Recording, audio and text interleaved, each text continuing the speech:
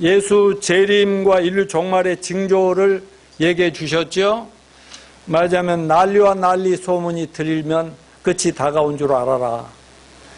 또 민족이 민족을, 나라가 나라를 대적하여 서로 싸움이 있고, 또 이 지구상의 지진과 기근이 현상이 자꾸 소문이 들리면 이게 재난의 시작이구나, 그렇게 알라고 얘기를 했습니다. 지난 한 주간에도 난리와 난리 소문이 그치지 않았습니다. 예를 들면 코로나 팬데믹과 제4차 산업혁명으로 세상의 환경과 질서가 확확 바뀌고 있음과 동시에 특별히 이 지구상의 환경 오염으로 기후변화로 인한 인류의 생명에 얼마나 위협을 받고 있는지 계속 언론, SNS, 뉴스 매체에서 난리입니다. 브라질에서는요, 지난 주간의 일입니다. 강물에 사람들이 폐물을 버림으로 물고기들이 떼죽음을 당하는 현상, 우리나라도 늘 있는 얘기인데요. 멕시코에서는 마약 때문에 하루에 한 주간에 실종자가 10만 명이나 됐다고 합니다. 마약 때문에. 이거 장난이 아니죠. 또 그런가 하면은 지구 온도가 자꾸 상승해서 만일에 기후 온도가 지금 자꾸 올라가고 있어서 북해의 얼음이 막 녹아지고 막 앞으로 섬이 없어질 지경이고 이런 상황인데, 기온이 2도만 더 올라가면 2억 명이 그냥 굶어서 죽을 수밖에 없게 된다는 겁니다. 오늘 아침 초겨울 추위가 온 것은 64년 만에 처음이다. 그러니까 요즘 100년 만에 이런 지진이 일어나도 우리나라도 지진의 외해가 없다만, 이런 얘기들이, 만약 본래는 12월 추위가 오늘 12월 가을 한참 좋을 나이에 이렇게 온 게 64년 만이라는 겁니다. 여러분, 성경은 인류 역사에 대한 하나님의 마스터 플랜, 청사진을 잘 보여준다고 믿습니다. 그러므로 누구든지 거듭나서 성경을 정확하게 알기만 하면 이 세상이 어디로 흘러가고 있는가, 지금 우리는 어떤 점에 서 있는가, 지금 세상에 일어난 사건은 무엇을 의미하는가, 이런 것들을 사람들은 그냥 되는 대로 이렇게 흘러가나 보다 하지만 우리 믿는 자들은 그거 아니라는 거죠. 아울러 요즘 세계적으로 일어나는 정치, 경제, 문화, 사회, 의학, 과학, 천체, 기상, 환경 분야, 모든 분야에 일어나고 있는 모든 현상이 이게 예수님 재림과 인류 종말의 징조를 얘기한다는 것을 우리는 느낄 수가 있어야 한다는 것입니다. 또 지난주 말씀드렸지만 세상에 일어나는 모든 현상은 보이지 않는 영적 세계의 그림자라고 말씀을 드렸지 않습니까? 영적 세계에서 마귀와 하나님 간의 싸움이 있다는 거죠. 그걸 우리는 미가엘이란 천사장과 마귀 루시퍼와 싸움이라고 얘기했습니다. 특별히 요한계시록은 뭐예요? 하나님이 창조로 또 인간을 만들어 인류 역사를 시작한 이래 그 세상이 역사가 어떻게 마무리되고 완성될 것인가, 그리고 완성되기 전에 지금 어떤 일들이 진행이 될 것인가를 아주 리얼하게, 디테일하게 잘 적어놓은 게 요한계시록인데, 여기 그림에 있듯이 2000년 전에 예수님께서 마리아 몸을 통해서 이 세상에 오셔가지고 33살의 젊은 나이에 십자가에 못 박혀 돌아가시고 장사한 삶 만에 부활하셨죠. 그때로부터 시작된 교회가 지금도 계속되고 있죠. 그런가 하면은 교회가 이제 완성될 날이 있어요. 예수님도 마태복음 24장에서 뭐라고 말씀하셨어요? 맞아요. 이 천국 복음이 모든 민족에게 전파되면 그제야 끝이 오리라, 종말이 오리라 그랬어요. 그러니까 아직도 하나님이 이 세상을 지키시고 보호하고 계신 것은 아직 복음이 다 전해서 교회가 완성이 안 됐다는 거죠. 여러분, 교회가 완성되면 어떻게 돼요? 선교도 끝나고 전도도 끝나고 교회는 예수님의 공중재림과 아울러서 올라오라면 다 부활해서 승천해서 하늘로 교회는 올라가고 만다는 그런 계획을 여러분은 알고 계십니다. 그런가 하면 그때부터는 7년 대환란이 오죠. 요한계시록 2장부터 3장까지는 교회 시대를 얘기하고 있고, 그다음에 6장부터 19장까지는 교회가 사라진 다음에 이 땅에 7년 대환란이 어떤 식으로 온다고 했어요. 7 대접 심판, 7 나팔 심판, 7 아니, 7 인심판, 나팔심판, 대접심판 이렇게 간다고 했잖아요. 제가 말이 안 나오는 척하면 여러분이 빨리 나와야 된다니까. 공부를 잘하는 사람은 그렇게 나와야 맞지. 그래가지고 이제 7년 7 대접심판만 하면은 이 세상은 이제 끝장날 상황인데, 그때 그 전에 막강극으로서 하나님께서 오늘 요한계시록 13장을 지금 보여주고 있고, 자, 여러분 7년 환란이 끝나면은 예수님 지상으로 재림해가지고 천년 왕국을 이 땅에 건설하고, 그리고 나서 마지막은 영생의 세계, 새하늘과 새 땅, 새 예루살렘 성으로 하나님이 첫 번째 창조한 지금 현재 우리가 누리고 있는 이 세상은 다 없어져 버리고 새하늘, 새 땅, 새 예루살렘이 갖춰짐으로 하나님의 창조 역사는 완성이 되는 것이다 하는 것을 우리는 알고 있습니다. 그런데 요즘 난리와 난리 소문이 너무 많으니까 이런 때 다른 얘기하고 있을 틈이 없는 것 같아요, 내 마음에는. 물론 설교해야 될 내용이 많이 있습니다만은, 그러나 이제 주님 재림과 인류 종말에 이 징조들이 지금 우리 눈앞에 전개된다는 것을 이걸 말 안 하고 가만히 있을 수가 없습니다. 그래서 계시록을 시작했는데 벌써 13장까지 왔는데요. 13장은 7년 6장부터 19장 사이에 있으니까 7년 환란 중에 있는 것 맞죠? 7년 환란 중에. 이거를 꼭 기억해야 됩니다. 그럼 13장 전체는 뭘 얘기하느냐? 아니, 그 바다에서 짐승 한 마리가 딱 올라온다. 무시무시한 우리 주보 앞에 있는 전 짐승이 올라오고, 또 땅에서 13장 후반부엔 땅에서 또 짐승 한 마리가 올라온다. 이게 뭘 얘기하느냐? 그럼 바다에서 올라온 짐승, 이거는 7년 환란 때 전 세계를 하나로 통합을 해가지고 세계를 통치할 적그리스도라는 악마의 화신을 얘기하고, 또 다음 주에 여러분과 나눌 것은 세계 모든 종교를 하나로 통합해. 왜? 진짜 교회는 없어져 버렸잖아요. 그러니까 가짜 종교들이 전부 하나로 통합해가지고 적그리스도하고 이제 짝짝꿍하면서 세상을 파멸로 몰고 가는 그 짧은 기간입니다.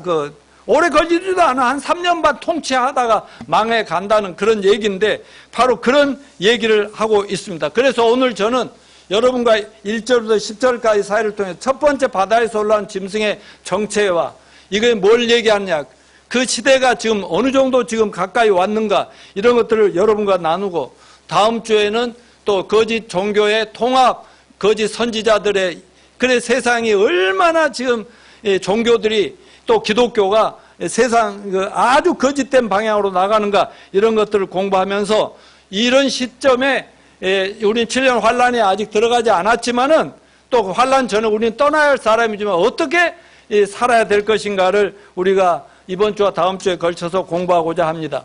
자, 넘겨주면 오늘 본문의 핵심 내용은 뭐예요? 바다에서 나온 한 짐승입니다.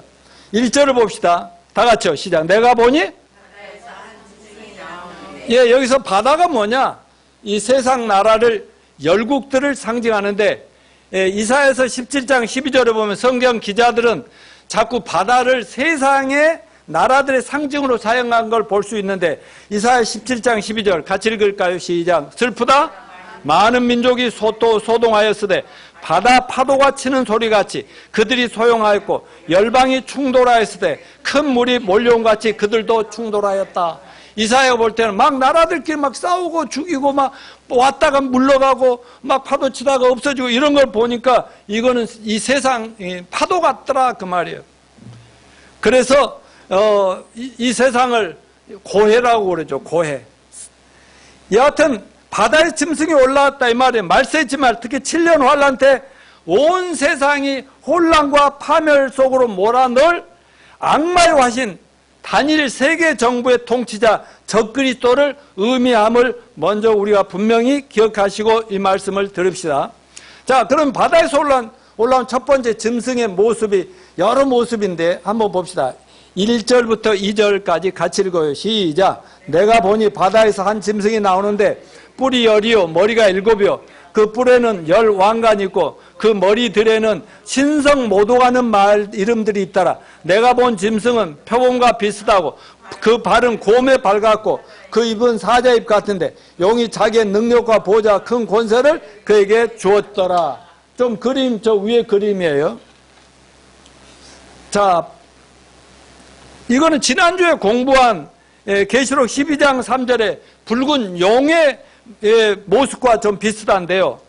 자, 2절에 보면 표범 형상에다가 곰의 발에다가 발 좀 보죠. 곰의 발에다가 입은 사자의 입을 가진 한 짐승을 여러분 머릿속으로 그려보시오. 이 그림을 그려놓은 거예요, 사람들. 어떤 이미지가 떠오르면 징그럽고 무시무시하고 잔인한 모습이 떠오릅니다. 아니, 곰만 해도 무섭고 사자, 표범만 하나만 있어도 무서운데 이게 세 가지 다 합쳐놨으니 얼마나 무서워요. 그런데 지난 인류 역사 속에서 이 제국들이 세계를 지배하는 최강대국들이 모습이 이런 모습이었다는 거죠. 다니엘서 7장에 보면은 다니엘이 어느 날 꿈을 꾸는데 막 이런 네 가지 짐승의 모습으로 이런 모습을 막 보여주면서 이게 뭘 얘기하고 이게 뭘 얘기한다. 그건 나라, 제국을 얘기하더라 이거예요. 그러면 처음에 바벨론, 메데파사 제국, 알렉산더 대왕으로 유명한 히랍 제국, 그리고 성경 요한계시록이 기록될 당시 세계를 지배하던 최대 강국이 로마 제국. 예수님을 이 세상 오셔서 십자가에 죽고 부활할 그 시대는 누가 세계를 지배했어요? 로마 제국이 지배하다가 로마가 망했잖아요. 지금 그래 로마가 망해갖고 흐트러진 나라가 유럽이라고, 유럽. 근데 오늘 예언해 보면 그 유럽이 다시 거기서 또 누가 나온다, 이런 예언이 있단 말이죠. 그러니까 그렇게 무시무시하게 막 주변의 나라를 막 공격하고 점령하고 수없이 사람을 죽이던 그 바벨론, 그 다음 메데파사, 그 다음 그리스, 로마 제국, 이런 제국들이 다 합쳐놓은 것 같은 게 마지막 바다에서 올라온 짐승, 이게 마지막 세계 정부를 지배할 통치자 적그리스도라는 사실을 기억하시기 바랍니다. 거기다 용이 누구라고 했어요? 옛뱀 마귀, 사탄이 그 적그리스도라는 악마 정치가에게 모든 자기의 능력을 다 주면서 이 인류를 그냥 한꺼번에 멸망으로 끌고 가게끔 만들어버린다, 이렇게 얘기하고 있어요. 그러니까 얼마나 그 앞으로 등장할 적그리스도는 겉으로는 멋진 정치인으로 등장하고 인류의 박수를 받고 등장하겠지만 잔인무도와 극악무도함의 극치를 이룰까, 이거를 상상하면서 이 말씀을 들으시길 바랍니다. 자, 그리고 계시록 17장 7절부터 14절을 보면 이 짐승의 모습이 좀 더 디테일하게 나오는데 한번 읽어봅시다. 천천히 시작. 천사가 이르되 왜 놀랍게 여기느냐? 내가 여자와 그가 탄 7머리와 10뿔 가진 짐승의 비밀을 내게 이르리라. 내가 본 짐승은 전에 있었다가 지금은 없으나 장차 무정에는부터 올라와 멸망으로 들어갈 자니 땅에 사는 자들로서 장세 이후로 그 이름의 생명책에 기록되지 못한 자들이 이전에 있었다가 지금은 없으나 장차 나올 짐승을 보고 놀랍게 여기리라. 지혜 있는 뜻이 여기 있으니 기 7머리는 여자가 앉은 7산이요 또 7왕이라. 5은 망하였고 하나는 있고 다른 하나는 아직 이르지 아니하였으나 이르면 반드시 잠시 동안 머무리라. 전에 있었다가 지금 없어진 짐승은 8째 왕이니 7 중에 속한 자라. 그가 멸망으로 들어가리라. 내가 보던 10뿔은 10왕이니 아직 나라를 얻지 못하였으나 다만 짐승과 더불어 임금처럼 한동안 권세를 받으리라. 그들이 한 뜻을 가지고 자기의 능력과 권세를 짐승에게 주더라. 그들이 어린 양과 더불어 싸우려니와 어린 양은 만주의 주시요 만왕의 왕이시므로 그들을 이기실 터이요 또 그와 함께 있는 자들 곧 부르심을 받고 택하심을 받은 진실한 자들도 이기리로다. 아멘. 여기서 말하는 7제국 중 이미 망한 5나라, 이게 아까 말씀드린 바벨론, 메데파사, 히랍, 애굽, 아수르 왕을 의미하고, 그리고 아까 그 2000년 요한이 이 계시를 받고 이 글을 쓸 때 지금은 있다 그랬대요. 지금 있는 나라, 그게 어디라고 그랬어요? 로마 제국이 그 당시 세계를 지배하는 아주 막강한 무시무시한 나라였고, 기독교인들도 로마 제국 얼마나 많이 죽였습니까? 예수님까지 죽이는 데 앞장섰던 존재들 아닙니까? 그리고 하나는 있고 그게 로마 제국을 의미하고 아직 나타나지 않은 하나의 세력이 또 있다. 그렇게 10절 말씀에 있죠. 다섯은 망했고 하나는 있고 다른이 아직 이르지 아니하였으나 이르면 반드시 잠깐 동안 계속하리라. 그러니까 요한이 볼 때 지금 있는 제국이 있지만 앞으로 아직은 안 왔지만 반드시 그가 등장할 것이다. 이해되시죠? 예. 자, 하나는 있고 이거는 성경에 그럴 당시 로마 제국이 온 세상을 이스라엘까지 지배하던 세계 최강국 짐승 제국이었다. 8째 왕, 7의 소관자다. 근데 이제 로마 제국 망했지만 마지막으로 딱 일어날 거기는 그 7의 소관자다는 말이죠. 그러니까 로마 제국에 속했던 그 자리에서 제국이 세계를 지배할 나라가 또 만들어질 것이다. 그러니까 저나 많은 사람들은 그 제국이 유럽, 지금 연합국인 유럽에서 세계를 지배하는 적그리스도 나올 게 아닐까 이렇게 생각을 하는 겁니다. 자, 그것이 바로 말세에 멋지게 찬란 놀랍게 영광스럽게 온 인류의 환호수에 짠하고 등장해서 7년 환란 동안 온 세상을 하나로 통합해서 다시 오실 예수님을 대적하게 된 악마의 화신인 적그리스도와 사탄의 화신 적그리스도가 통치하는 마지막 세계 잔일 정부, 이게 8번째 7에 속한 제국 짐승을 얘기한다는 것이죠. 물론 그 기간이 얼마 동안이라고 그랬어요? 한때, 두때, 반때. 그래서 3년 반이라고 얘기하는데 다니엘서 7장에도 3년 반으로 얘기하고 있고요. 한때, 반때, 두때, 반때로. 자, 오늘은 정치적 권세를 상징하는 이 마지막 짐승이 마지막 때 온 세상의 기독교 교회들과 기독교인들을 미워하고 핍박하고 박해하다가 교회가 하늘로 갑자기 크리스찬들이라는 사람들이 그 얄밉던 크리스찬들이 진짜 크리스찬 다 사라져버리고 나니까 닭조통 개 모양으로 아주 분에 미치다가 하나님이 작정한 심판할 때 7년 대환란 때 하나님이 민족적으로 이스라엘 전체를 구원하신다고 그랬죠. 지금 유대인들은 예수 믿어요, 안 믿어요? 민족적으로 다 거부하고 자기들 여호와 하나님만 믿는다고, 구약만 믿는다고. 근데 짠하고 나타난 적그리스도를 막 자기네 구세주나 된 것처럼 그때 당시 아마 중동에 굉장히 위험한 문제를 해결해 줄 것 같아요. 그러니까 막 구세주라고 하다가 어떻게 보니까 막 자기를 우상시하고 여호와 하나님을 믿지 못하게 하고 성경을 막 못 믿게 하고 이러니까 이놈 누구야 하고 보니까 악마구나. 이걸 나타나고 그때부터 회개하고 예수님을 믿어서 구원받고 그들이 목숨을 걸고 적그리스도와 싸우면서 자기 민족을 구원하고 세계 한 명이라도 구원하는 역사를 하다가 순교를 당한다. 이런 얘기였습니다. 여러분, 이 세상에 일어날 모든 일은 보이지 않는 세계에서 일어나는 영적인 싸움이라는 사실을 그림자임을 잊지 마십시다. 자, 본문은 이 짐승을 어떻게 설명하고 있는지, 그가 정말 성도를 이기는 건지, 최후의 승리자는 마귀인지 우리 하나님의 성도들인지 한번 살펴보시도록 하겠습니다. 자, 이 짐승의 특징을 몇 가지로 살펴보겠는데, 첫째, 적그리스도는 뭐예요? 사단의 권세를 받는다. 자, 자주 얘기했습니다만 이 말을 잘 기억하세요. 아담과 하와를 꼬실 때는 어떻게 했어요? 마귀가 뱀에게 들어갔다고 그랬어요. 자, 예수님을 배반한 제자 가룟 유다는 예수님을 결정적으로 배반해서 돈 30냥에 넘기려고 그 헷갈아 가버린 터냐 마귀가 유다 속에 들어갔다고 얘기하고 있거든요. 그러니까 지난주도 얘기했지만 마귀나 귀신들은요, 짐승이나 사람들이나 뭐 동물이나 이런 데 들어갈 수 있다는 거 잊지 마시기 바랍니다. 사람 속에는 물론 들어가서 사람을 조종하고요. 그러니까 적그리스도한테 악마가 들어갈 수 있어요, 없어요? 들어가가지고 그때는 자기도 원래도 똑똑하고 능력이 있고 머리도 좋았겠지만 악마가 능력을 주니까 초자연적인 그런 카리스마가 짱인 그런 적그리스도가 등장한다, 그 말씀입니다. 자, 계시록 13장 4절 시작. 용이 짐승의 권세를 주므로 용에게 경배하며 짐승에게 경배하여 이르되 누가 이 짐승과 같으나 누가 능히 이를 더불어 싸우리요. 그러니까 아까 제가 말씀드린 대로 이렇게 용이, 그러면 사탄, 마귀, 햇뱀이죠.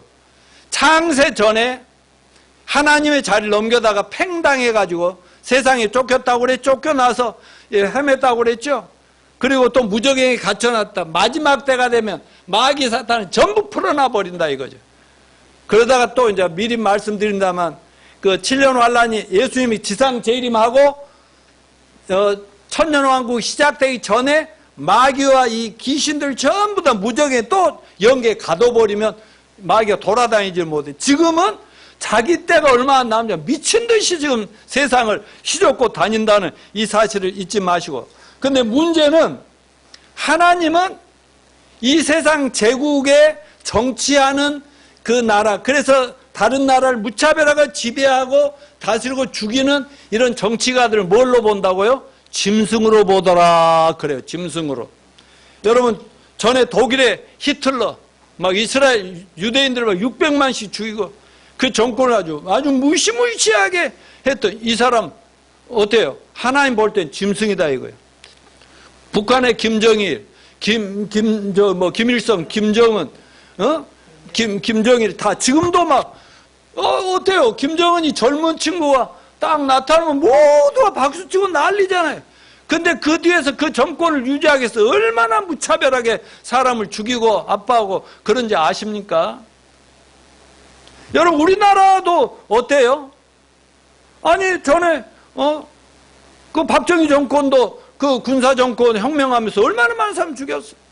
전두환 씨는 또 그 박정희 자기 선배가 죽자마자 정권을 차지하기 위해서 얼마나 사태를 막 만들고 사람을 이상한 사람 우리가 이렇게 공산당으로 막 젊은이들을 몰아가면서 그렇게 해가지고 권력을 잡고 짠하고 멋지게 등장하다 지금 다 감옥살이하고 다 들어가고 이렇게 되지 않습니까? 그러니까 하나님 볼 땐 짐승이다 이런 거죠.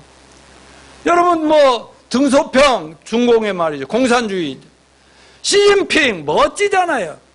푸틴 멋있잖아요. 폼도 잡고 뭐 육체도. 다들 하나님 볼 때는 아주 짐승처럼 보시고 계신다는 걸 알아야 됩니다. 그런데 여기 나오는 계시록에 나오는 마지막 때 짐승의 모양을 등장한 적그리스도가 뭐 영화에 나오는 뭐 괴물처럼 말이지. 오징어 게임에 나오는 무서운 막 이런 모습이 아니고 아니 세상 사람들 그 당시 온 세계 사람들이 열광을 하면서 막 박수 쳐주는 그런 멋진 정치가로 등장한다니까요. 여러분 캐톨릭 교황이 세계를 다니면서 얼마나 박수가 축복하고 환호하고 이렇습니까? 이런 것처럼 짠하고 드러난다니까. 그동안 역사적으로 미국의 뭐 케네디 대통령, 뭐 오바마 대통령, 트럼프 지난번에 짠하고 나타나진 거. 지금 바이든이 또 짠하고 이렇게 뭐 이런저런 얘기. 여러분 난세가 영웅을 만든다고 하죠. 영웅이나 세계적인 지도 언제나 시대적인 혼란 속에서 등장하는 겁니다. 말세에 적그리스도가 등장할 때는 아마 전 세계 인류는 대혼란과 환란 속에서 세상의 모든 문제를 내가 해결해 주고 내가 안정을 주고 평화를 주고 살게 해주겠다. 특별히 목숨을 보호해 주겠다 하면은 사람들이 그리 미치겠어요 안 미치겠어요? 전부 그리 몰려간다는 거죠. 그리고 그렇게 적그리스도는 등장합니다. 둘째는 적그리스도 정치적 목표는 뭐다? 사탄 숭배다. 4절 상반절 시작. 용이 짐승의 권세를 주고 사람들이 용에게 경배하며. 용은 사탄 마귀라고 했어요. 짐승이 사람들에게 사탄을 경배하도록 만든다. 적그리스도는 온 인류가 하나님이 아니라 용, 햇뱀, 마귀, 사탄을 경배하도록 자기 정치력을 총동원합니다. 얼마 전까지만 해도 사탄 숭배라는 말이 우리 귀에 익숙하지 않았어요. 그러나 점점 신문, 방송, 언론, SNS, 매체를 공공연하게 보도될 정도로 사탄 숭배라는 말이 보조돼요. 여러분 동성애가 요즘은 그냥 뭐 자연스럽게 소개되듯이 말이죠. 그 전에는 쉬쉬하던 게 막 지금 이렇게 드러난단 말이에요. 뉴에이지 무브먼트, 새시대 운동이라는 말 들어봤죠? 이게 사탄 숭배 운동이에요. 미국뿐만 전 세계 뉴에이지 사상이 완전히 지금 퍼져서요. 전 세계 사람들이 머릿속에 뉴에이지로 들어가 있어요. 뉴에이지의 핵심은 뭐냐? 새로운 시대를 만들어 나가는 운동이라 하면서 하나님이 따로 있는 게 아니라 너도 신이 될 수 있고 당신도 너도 나도 다 신이 될 수 있다. 신은 따로 있는 게 아니야. 이렇게 한다. 이게 경제계든 정치계든 이 사상 영향에 미치지 않는 곳이 없을 정도입니다. 뉴에이지 운동은 파워, 권력을 미끼로 사람들을 끌어들이고 자기 주장에 동조하다 보면 재물의 힘을 얻게 되고 미래를 말아맞추는 신기한 신통력도 생기고 다른 사람을 굴복시키는 카리스마도 막 그 신의 힘이 생긴다. 네가 그런 사람 될 수 있다. 그러면서 사탄 숭배로 이 자기네 그 이단 글이 끌어들인다니까요. 그러니까 종교란 이름은 없네. 뉴에이지 무브먼트다. 새 시대 운동이다. 그러니까 요즘 젊은이들은 그리 샥 가버리지 않겠습니까? 한마디로 세상은 점점 불신앙, 불법, 무법천지가 되어가는 것입니다. 우리는 끊임없는 권세, 권력을 구하는 인간의 욕망을 자아내는 이런 세력 뒤에 사탄이 버티고 있다는 사실을 항상 경계할 수 있기를 바랍니다. 8절에도 보면 세상이 창조된 때로부터 죽임을 당한 뭐예요? 어린 양의 생명체에 기록되지 못하고 이 땅에 사는 자들은 다 짐승에게 경배하리라. 그러니까 온 세상에 참된 크리스찬 외에는 전부 짐승에게 오 하고 이렇게 경배한다고 말합니다. 사람들은 사탄도 경배하지만 말하자면 보이지 않는 사탄, 마귀를 경배하지만 보이는 그 정치가 적그리스도를 경배하게 된다. 이렇게 얘기하고 있어요. 세 번째. 자, 적그리스도는 뭐예요? 하나님의 이름을 회방하고 성도들을 핍박한다. 이렇게 되어 있어요. 5절에 또 짐승이 큰 말과 참담된 말하는 입을 받고, 이거 신송 못 오가는 입을 받고 라고 얘기합니다. 이 입이 오늘날 많은 사람들에 영향을 미치고 있는 언론 매체들, 마귀가 이용할 수가 있죠. SNS, 마귀가 이용할 수 있어요. 그래가지고 뭐든지 가짜 뉴스를 얼마든지 선포해서 성경이 아닌 비진리를 진리인 것처럼 얘기하면 사람들은 막 무조건 믿는다니까. 어리석고 바보니까 믿죠. 저나 여러분은 안 믿습니다. 성경을 아는데 진리가 딱 보여주는데 왜 악마를 왜 쫓아가냐 이거예요. 6절 하반절과 7절 상반절도 그렇게 말합니다. 그의 장막고 하늘에 거하는 자들을 회방하더라. 또 권세를 받아 성도들과 싸워. 이 짐승 적그리스도의 권세가 어느 정도까지 영향을 미치는지 7절 봅시다. 성도들과 싸워 이기게 되고 각 족속과 백성과 방언과 나라를 다스리는 권세를 받아. 그러니까 전 세계적으로 영향을 미치면서 하나님과 성경을 믿고 전파하는 예수 믿는 성도들 핍박하게 될 것이라고 분명히 얘기한 전 세계라는 거죠. 온 세계를 다 다스린다. 여러분 요즘 사실 SNS에 수많은 기독교 성경을 또 반대하는 자들, 또 뭐 저는 아직 뭐 이렇게 막 수만 개가 아니니까 사람들이 뭐 욕하고 그런 말을 뭐 거의 안 듣습니다만은 어때요? 조금만 바른 성경을 얘기하고 예수님 제일만 인류 멸망합니다 하면 얼마나 막 악한 말들을 막 그 댓글로 달아붙이는 줄 압니까? 그래서 막 얼마나 많은 탤런트나 배우들 유명한 사람들이 자살하고 그런 시대가 왔지 않습니까? 오늘 본문에 짐승이 박해를 하게 될 성도들이라는 것은 오늘날 지금 이 계시록 13장 얘기는 오늘날 우리 얘기가 아닙니다. 언제 얘기라고요? 7년 환란 때 성도, 7년 환란 때 주 성도, 예수 믿는 사람 누구라고요? 주로 유대인들, 이스라엘 민족이라는 거 이걸 잊지 마요. 우리는 다 하늘로 올라가 버리니까 이 땅에 제대로 구원받은 사람 없고 가짜 교인들, 가짜 기독교인들, 그리고 세상의 모든 종교인들, 이들은 자기의 이해관계에 따라서 어디든 쫓아다닐 수 있는 이런 가짜들이 전부 다 그리 휩쓸려서 없는 때, 그러니까 이때 예수를 믿고 적그리스도와 막 싸워서 목숨까지 바칠 정도라면 이거는요 환난 성도들이다. 저와 여러분은 여기에 들어가지 않기를 바랍니다. 자, 그런데 여기 계시록 13장 3절과 12절을 잠깐 보면 첫 번째 짐승인 적그리스도가 어떻게 전 세계적으로 환영을 받으며 세계가 하나로 딱 만들어지며 세계 권력을 장악할 것인가 하는 힌트가 나오는데 한번 3절 읽어봅시다. 시작. 그의 머리 하나가 상하여 죽게 된 것 같더니 그 죽게 되었던 상처가 나오며 온 땅이 이상히 여겨 짐승을 따르고 12절에 그가 먼저 나온 짐승의 모든 권세를 그 앞에서 행하여 땅과 땅에 사는 자를 처음 짐승에 경배하게 하니 곧 죽게 되었던 상처가 나은 자니라. 여러분, 마귀는 항상 짝퉁을 만드는 전문가예요. 가짜를 흉내내기를 잘한다. 예수님 십자가에 죽고 부활하니까 이 적그리스도도 마귀가 적그리스도 안에 들어가서 세상을 미혹한다고 그랬잖아요. 예수도 하나님도 다 가짜야.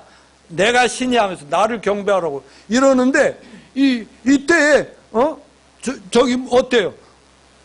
갑자기 암살을 당한다 이거예요. 옛날 케네디가 암살당하고 박정희 대통령이 자기 부하 김재규한테 막 총살당해 암살당해. 그런데 만일에 박정희 대통령이 그 자기 부하한테 이렇게 그 총 맞아서 죽었는데 그래가지고 저 병원에 가서 시체로 있는데 아니 3일 만에 묻으면 묻으려고 했더니 딱 살아났고 어디 가는 거야 이놈들 이렇게 일어나면 얼마나 놀랬겠어. 그때부터 세계가 더 주목을 할 것이라니까. 일본도 깨갱할 거야. 일본까지도. 그런 것처럼 갑자기 적그리스도가 죽는 사건이 온다는 거예요. 신문 잘 봐야 돼요. 언론 잘 보고 계시. 그러다가 죽었는데 모든 게 확실하게 죽었어. 근데 삶을 짠하고 살아나니까 전 세계가 더 막 구세주를 만난 것처럼 난리가 된다. 이런 얘기 아니겠습니까? 여러분, 수많은 성도들 휴거 사건은 전 세계적으로 수천이 아니라 수억 명이 세계에서 사라져버리면 그 세상이 어떻게 될지 혼란이 좀 생각이 되십니까? 한번 상상해 어떨 것 같아요, 권사님? 우리는 천국 들어가 있으니까. 아니, 모르는데 이 세상이 어떨 것 같아요? 요즘 몇백만 명만 죽어도 지금 이 난리인데 코로나 때문에 이 병만 가지고도 세계가 지금 난리 아니에요. 살겠다 못을. 근데 갑자기 전 세계에서 수십억 사람들이 없어져 버렸다니까. 그러면 세상 천지가 어떻게 되겠어요? 난리 진짜 그 무서운 세상이 되지 않겠습니까? 마귀가 그렇게 만든다는 거예요. 그때 이 혼란을 내가 해결하겠다고 나타난다 이런 얘기인 것입니다. 자, 영적 전투에서 이 짐승이 일시적으로 승리한다고 7절에 또 권세를 받아 성도들과 싸워 이기게 되고 그랬어요. 적그리스도의 세력이 성도들이 승리했다는, 근데 이건 일시적인 승리에 불과하다는 걸 기억합시다. 자, 근데 재밌는 것은 이 적그리스도가 정권을 잡았고 세계를 하나 통합해서 통치자가 됐는데 딱 얼마 동안만 통치한다고요? 3년 반밖에. 아유, 대통령도 보통 4년, 5년 하는데 중간에 무슨 일이 됐든지 간에 딱 그걸로 끝난다. 짧은 기간 동안 자기가 다 이긴 것처럼 정복한 것처럼 이렇게 하는. 그래 마귀는 항상 하나님보다 한 수 아래고 어리석기 짝이 없어요. 자, 오늘 읽은 본문 13장 8절 읽어볼까요?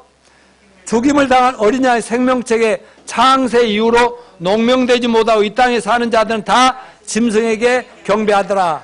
그러니까 어떤 사람들만 경배를 안 한다고요? 하늘나라 어린 양의 생명책에 그 이름이 기록된 자들 빼놓고 전부 짐승을 경배하는 세상이 오고 있다 하는 걸 기억하십시오.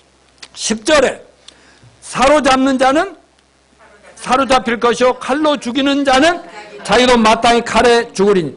이건 뭐예요? 여긴 뭐예요? 말하자면 사람들 죽이고 칼질하고 이런 사람들도 마땅히 당하라. 하나님이 그들들 가만히 안 두고 다 처리하겠다는 거예요. 여러분, 오늘날 이 세대는 정말 점점 종말론적 현상을 향해서 달려가고 있음을 알아야 돼요. 코로나 시대에 모든 나라에 정권들이, 정부가 그 요구하는 게 있죠, 백성들에게. 그래서 요구에 불복하면 형벌을 받게 되잖아요. 그렇게 나가지 않습니까? 이것이 앞으로 7년 대환란 때 적그리스도와 세상을 통치하는 맛배기 예고편이다 하는 거 기억하시기 바랍니다. 자, 예전에 기독교 국가라고 불렸던 나라들도 점점 없어져 버리고 있어요.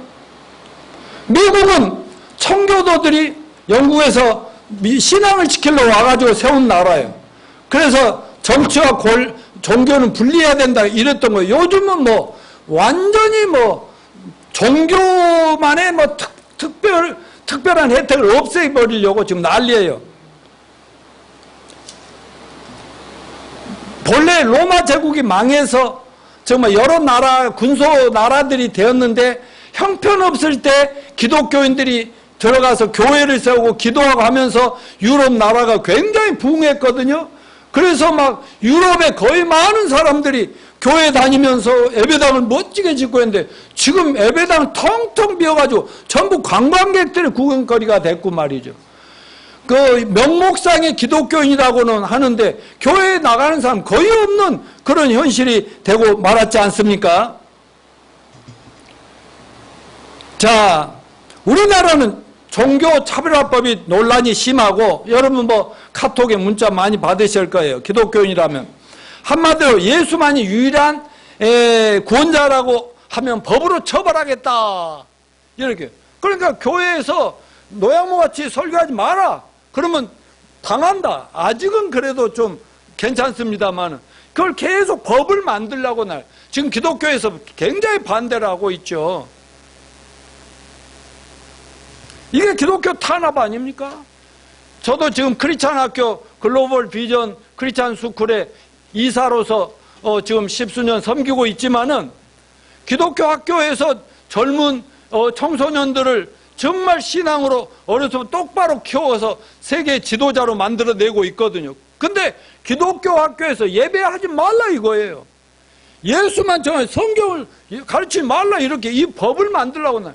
그러니까 지금 막 이걸 저항하고 대항을 하는데 세상은 점점 이제 기독교 학교도 못하게 하고 교회들도 이걸 못하게 하는 것이 지금 점점 이게 기독교 말살 정책이 확산되고 누가 이거 조종한다고요? 뒤에서 마귀 사탄이 용이 계속 정치가들을 이용해서 하는 거예요. 그러니까 우리나라 문재인 대통령과 그 정부만의 문제가 아니라 갈수록 두고 보시면 세계 모든 나라가 이렇게 기독교를 말살하는 방향으로 가다가 마지막 대혼란의 때 되면은 무조건 기독교는 문 닫아라. 성경도 다 없애로 이런 무시무시한 역사적으로 이렇게 무서운 시대가 없는 그런 악마의 시대가 오고 있다는 것 잊지 마시길 바랍니다.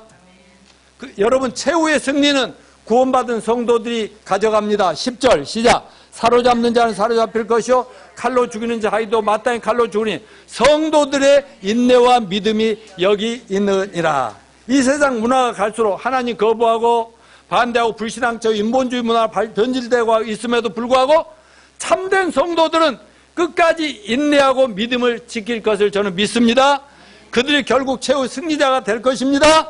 결국은 하나님이 그들을 공격하는 모든 이 세력들을 심판하신다. 믿으십니까? 오늘날도 마찬가지입니다. 누구나 교회만 출석한다고 다 믿음을 지키고 승리 생활합니까? 아닙니다. 영적으로 하나님이 기뻐하는 삶을 삽니까? 아무나 영적으로 승리하는 삶을 사는 건 아니다 이 말이에요. 그렇다면 누가 진짜 성도입니까? 8절에 답이 있는데 읽어봅시다. 시작. 죽임을 당한 어린 양의 생명책에 창세로 농명되지 못하고 이 땅에 사는 다 짐승에게 경배하리라. 이건 7년 대환란 때 성도들의 모습. 어린 양의 생명책 이름이 기록되지 않는 사람 전부 다 짐승 악마에게 절하더라. 20장 15절 보겠습니다. 시작. 누구든지 생명책에 기록되지 못한 자는 불못에 던져지더라.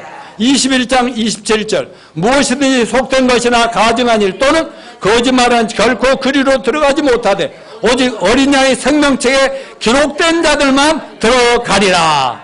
아멘. 언제 어린 양의 생명책에 우리가 들어가게 된다고요? 우리가 처음으로 구원의 복음을 듣고 아 내가 죄인이구나 하는 걸 깨닫고 회개하고 예수님 십자가에 나의 모든 과거 현재 미래의 죄를 다 속죄해 주셨다는 성경 말씀 그대로 믿고 예수님 삶 안에 부활했다는 사실을 마음에 믿고 살아있는 예수님 나의 구세주와 주님으로 영접하는 순간 우리 죄는 다 없어지는 거지요. 그리고 확신이 오지요. 그리고 하나님 자녀로 거듭나지요. 그때 성령이 딱 우리 안에 오면서 너는 이제부터 내 아들 내 자식이야 도장을 찍어준다고 그랬죠. 그 성령이 인치는 순간 하늘나라 주민 아니 그저 뭐 구청 뭐라고 그래 아니 주민센터 있잖아요.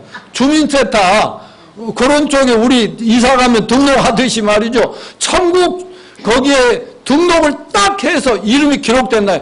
그러면 죽어도 부활해서 거기에 들어가고 살아서도 들어갈 수 있고. 아멘요.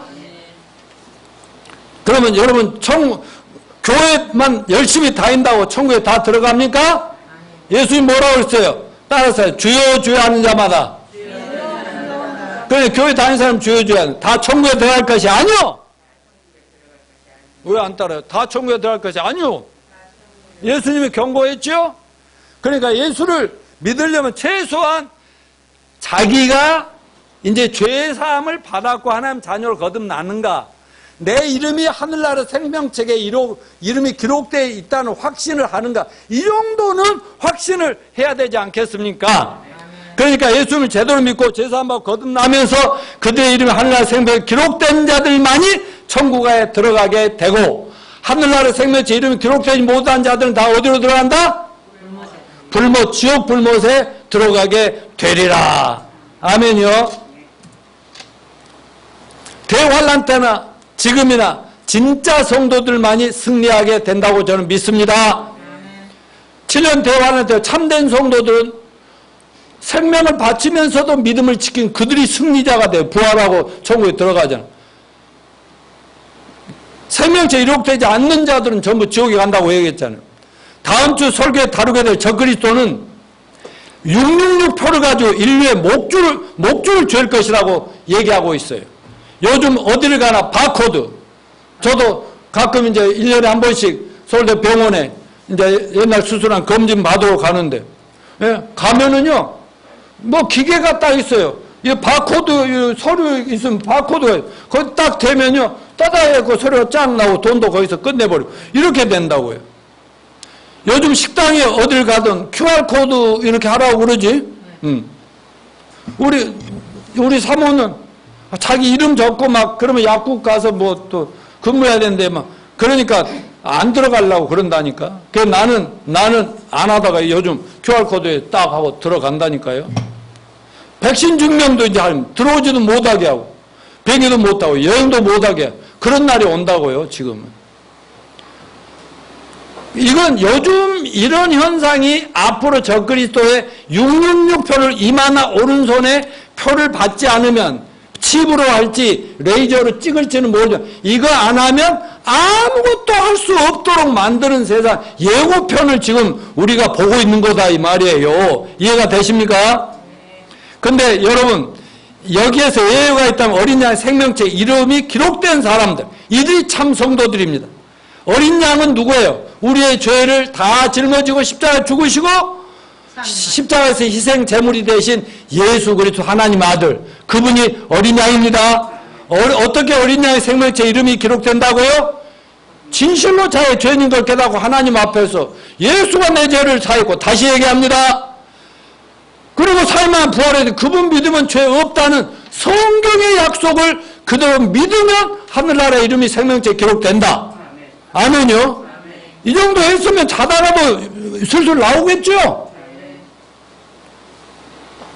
이들이 참 신자들이다니까.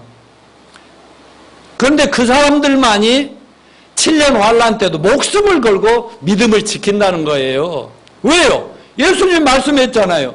나는 부활이요 생명이니 나를 믿는 자는 죽어도 살겠고 살아서 나를 믿는 자는 영원히 죽지 않. 이 말이 믿어지니까 악마에게 절하다가 지옥에 가서 영원히 불타는 것보다는 잠깐 죽고 부활 영생을 택하는 지혜롭고 현명한 사람들이 크리스찬이라는 걸 잊지 마시길 바랍니다.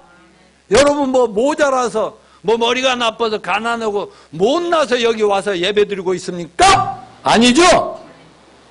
여러분이 진짜 똑똑하고 잘난 사람이라고 저는 믿습니다.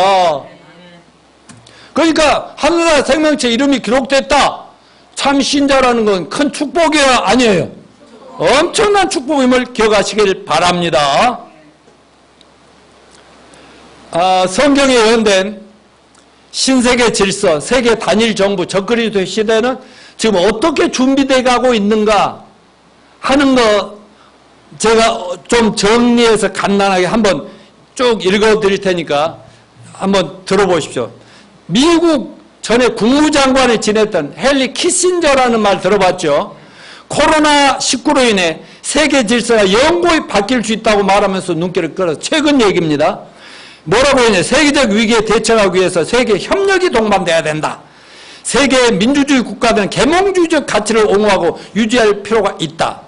또다시 미국 정부는 새로운 시대를 대비하는 계획에 즉시 착수해야 된다. 세계 질서의 원칙을 지키는데 미국이 앞장서라. 이렇게 얘기하고 있습니다. 이와 같은 키신저의 주장은 당연하고 평범한 얘기처럼 들어요. 그러나 그의 정체를 알 때 그가 사용하는 말 세계 질서, 새로운 시대, 계몽주의라는 단어는 결코 평범한 얘기 아니라 성경의 예언이 이루어져 가는데 거기에서 앞장서고 있다는 걸 얘기하는 거예요. 그는 국제 판도의 큰 흐름을 주도적으로 기획 설계하며 신세계 질서, 뉴 월드 오가니제이션이라고 하는 뉴 월드 오더라고 하는 신세계 질서의 세계 단일 정부를 수립하는 데 공헌한 국제 엘리트 수장으로 알려져 있습니다.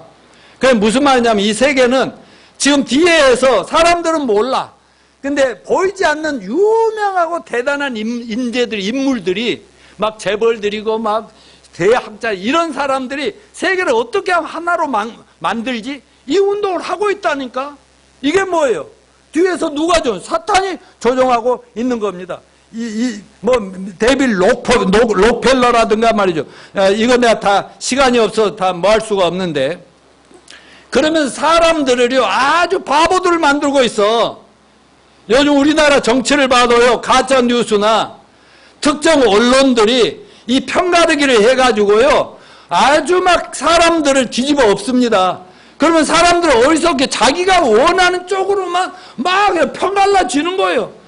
그렇게 혼란 속에 짠하고 사람들 권력을 쟁취하려고 난리에 드는 거예요. 이런 것처럼 전 세계도 사탄이 혼란에 빠뜨려 인류를 멍청하고 어리석은 사람들을 만들어가면서 뒤에서는 뭘 만들어간다고요? 적그리스도가 등장해서 세계를 하나로 어떻게 통합하는 게 좋을까 이 준비를 해가고 있다는 수많은 내용들이 여러분 언론을 통해서 여러분이 정말 공부하려고 인터넷 치고 들어가 보면 세상 사람들은 관심도 없고 요걸 엄청난 진짜 기독교인들이 연구하고 찾아내고 발표하는 것들이 많이 있다는 것을 참고로 말씀드리겠습니다. 결론적으로 성도가 견지해야 될 두 가지 믿음이 있는데 누가복음 10장 20절 읽어봅시다. 시작. 그러나 귀신들이 너에게 항복한 것을 기뻐하지 말고 너 이름이 하늘에 기록된 것으로 기뻐하라.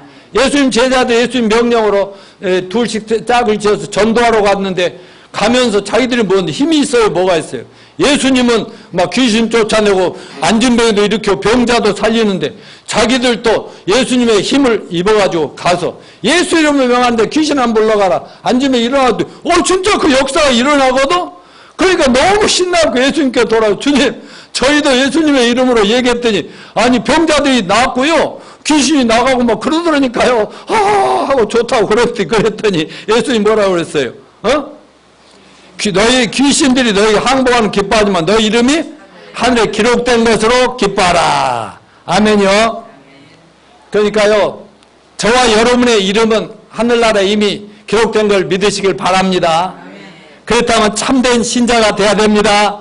자, 아까 요한계시록 13장 10절 다시 한번 사로잡힌 자는 사로잡혀야 할 것이요 칼에 죽을 자는 마땅히 칼에 죽을 것이니 성도들의 인내와 믿음이 여기 있느니라. 여러분 인내라는 것은 막 환난 어려우면 막 위에서 누르면 밑에서 받치고 절대로 까불어지지 않고 사는 그 힘을 인내라고 그래요. 이건 소극적이고 수동적인 삶. 두 번째, 능동적인 자세로는 내 모든 어려움과 내 문제를 누구께 맡기고요. 하나님께 맡겨버리고 하나님을 절대로 믿고 신뢰하는 자세. 이게 믿음입니다. 여러분, 7년 환란 때 진짜로 승리한 마귀의 어떤 공격과 666 표를 안 받으면 너는 당장에 총살을 한다고 해도 죽음을 각오하고 믿음을 지키는 사람들은 바로 어떤 사람들이냐? 바로 참 성도들.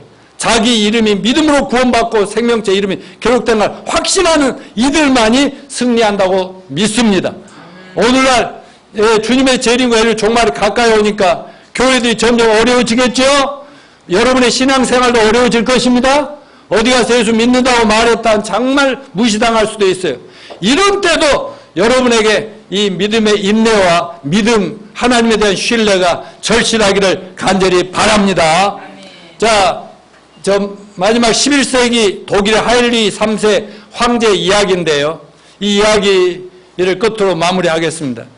11세기 독일에 살았던 왕 가운데 하일리 3세라는 왕이 있었는데 그는 어느 날 왕궁 생활에 대한 기쁜 회의와 허물을 느끼고 수도사가 되기로 결심을 했습니다.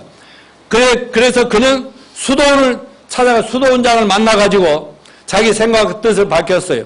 수도사가 되기 원한 이유가 궁중생활에 대한 권태라는 말을 수도원장은 그것이 수도사가 되는 말하자면 목회자나 뭐 이런 사람이 되는 그 조건, 동기가 돼서 안 된다고 생각해서 뭐라고 원장이 물어보냐면 폐하, 수도사가 되기 위해서는 반드시 맹세해야 될 것이 있는데 바로 절대적인 순종입니다.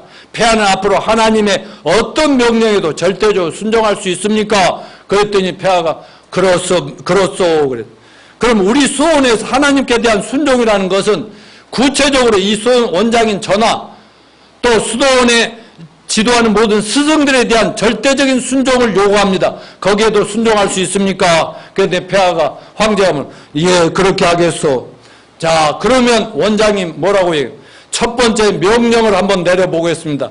어서 다시 왕국으로 돌아가셔서 백성들을 잘 다스린 일을 잘하시길 바랍니다. 백성을 잘 다스리지 못하는 자가 하나님을 위한 수도사가 될 수는 없는 것입니다. 여러분 이야기에 우리에게 매우 깊은 의미를 주죠. 교훈을 줍니다.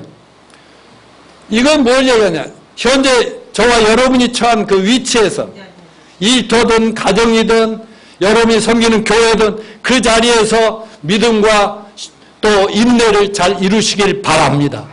자기의 역할을 잘 하시길 바랍니다.